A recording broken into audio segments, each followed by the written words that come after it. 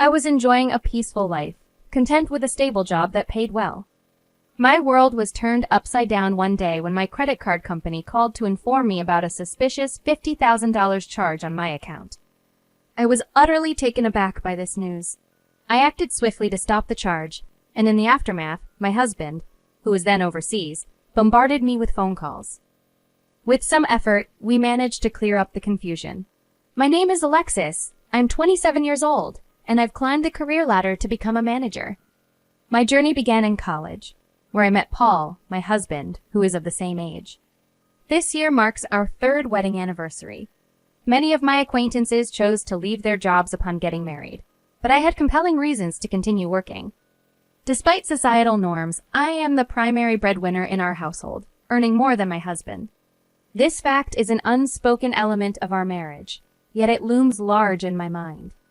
I often ponder our financial stability, concerned that relying solely on my husband's earnings might not secure the future we envision. Nonetheless, it's clear he shares these concerns, even if we seldom discuss them directly. In our relationship, financial independence is key. We maintain separate finances, equally splitting household expenses, a system that affords me the freedom to manage my discretionary income as I see fit.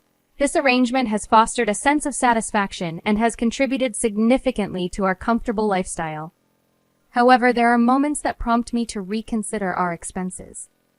One such instance occurred while I was reviewing my email notifications on the train home, frowning upon seeing a debit alert.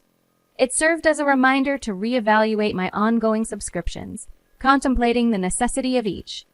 Yet, the task of managing these financial obligations often falls by the wayside, complicated by forgotten passwords and the daunting prospect of navigating customer service hotlines.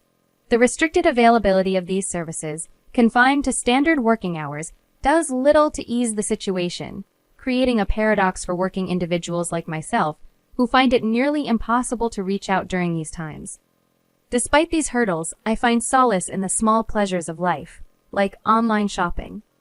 It serves as a brief escape from the pressures of work, with the arrival of each parcel bringing a fleeting moment of joy. Yet, these moments of happiness are quickly overshadowed by the realization of the need to manage my finances more prudently. The comfort of returning home always brings a sense of relief, a reminder of the stable life we've built together, despite the occasional financial folly. When I walked into the living room, I immediately felt annoyed. Socks were scattered on the floor, empty cans were on the table, and there were a phone and a sweatshirt on the sofa. Yes, this was my husband's doing. He tends to leave a mess everywhere after he gets home. I couldn't help but complain about the socks and cans. He just shrugged it off, saying it was easy to clean up, and I could just do it if I was home early. Why couldn't he help clean or make dinner? He complained about being tired and having to eat convenience store food. I was tired too, but I argued that if he wasn't going to help around the house, he should at least focus on his work.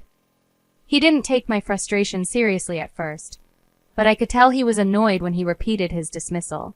He left the room, glued to his phone and ignoring my glare. It felt unfair that I was doing more work in housekeeping.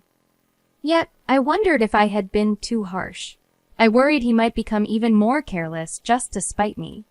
Surprisingly, my words seemed to have an effect. He started coming home late, claiming he had overtime work. It seemed like he was trying to change. I was so pleased that I began to put even more effort into the housework, thinking I should support him since he was busy. One day, I came home early and decided to tidy up his room, which he hadn't cleaned in a while. It was a mess, just as I expected, with empty cans and bottles everywhere. I was about to throw them out when I noticed something unusual on the bed, a gift-wrapped package. I couldn't clearly make out what it was at first, so I decided to shine a light on the mysterious object. It turned out to be a bag from my favorite brand, beautifully wrapped and just sitting there, partially hidden. The realization hit me, could this be a surprise birthday present? My birthday was just around the corner, the following week, to be exact. A flicker of excitement passed through me, but I quickly suppressed it, choosing to act as if I hadn't seen the package. I wanted to keep the surprise intact, assuming my husband had planned to give it to me on my special day. However, my much-anticipated birthday came and went without any mention of the package. I couldn't help but bring up the subject, half in jest, half in hope, asking my husband if he remembered what day it was. His reaction was one of brief surprise followed by an awkward acknowledgement of my birthday. But when I prodded him about a celebration or a gift, his response was dismissive, almost as if gifting was an obligation fulfilled in the past and not to be bothered with again, especially now that I was old enough. His words stung more than I cared to admit, and he retreated to his room, leaving me in a mix of confusion and disappointment. The situation took an even more peculiar turn when, out of the blue, my husband announced he was scheduled for an overseas business trip the following week. This was unprecedented. His job had never required travel before, let alone an international trip. He attributed this sudden opportunity to his recent good performance at work. Under normal circumstances, I would have been supportive, even happy for him. However, the unexplained birthday gift and his nonchalant dismissal of my birthday had planted seeds of doubt in my mind. On the morning of his supposed departure, I watched him leave, my heart heavy with a mix of emotions. Once he was gone, I couldn't resist the urge to investigate further. I ventured into his room, a place I hadn't stepped into since the day I discovered the hidden gift. My heart raced as I looked under the bed where the gift had been, only to find nothing. The absence of the package confirmed my suspicions. There was more to the story than he was letting on. This wasn't about a business trip. It was something else entirely. Dragging myself to work that day felt like moving through molasses. My thoughts were elsewhere, caught in a loop of doubts, fears, and unspoken questions about my husband's actions and intentions. I struggled to concentrate, my work suffering as a result. My colleagues noticed my distracted state, inquiring if everything was okay. I brushed off their concern with a weak excuse about lack of sleep, not willing to share the turmoil swirling inside me. Amidst this inner chaos, my phone vibrated with an incoming call from an unknown number. Normally, I would ignore such calls, but given the day's earlier revelations and my heightened state of anxiety, I felt compelled to answer. Maybe it was intuition or perhaps desperation for any piece of information that could shed light on the situation. I picked up the phone, my heart pounding in anticipation of what or who awaited on the other end. I had to step out for a bit and press the button to answer my phone in the hallway. It was the credit card company calling. I started worrying it wasn't my husband calling and realized I would have to share my password and other details. I wondered what they wanted, and the person on the phone quickly explained. They were calling because my account showed more than $20,000 spent, actually $50,000. I couldn't believe it and panicked, thinking there was no way that was right. I hurried back to my desk to check my wallet, but it was missing along with the credit card that should have been inside. I got back on the phone and asked if I could stop the transaction. Luckily, it was still pending, so they said I could stop it. I felt a bit better, but knew this wasn't the end of it. I told them I didn't have my card and asked them to treat it as if it were stolen. The person agreed to start the process right away. Even after hanging up, my heart wouldn't calm down. I told my boss I was feeling sick, that my credit card might have been stolen and misused, and I needed to leave early to sort things out. My colleagues and boss were concerned and let me go home. Rushing to catch the train, I saw my husband had called me many times, almost as if he had something to do with this mess. I got home, tossed my bag aside, and went straight to my husband's room. I opened his computer to check his search history and saw luxury cruises and travel packages for couples at the top. I wasn't supposed to know about any trip. I checked the destination and realized this was the business trip he mentioned. It was clear it wasn't a business trip at all. I looked through my emails and found it a booking confirmation with the name Mario on it. Who is this woman? I was so angry I nearly broke the keyboard, but I forced myself to look for more proof.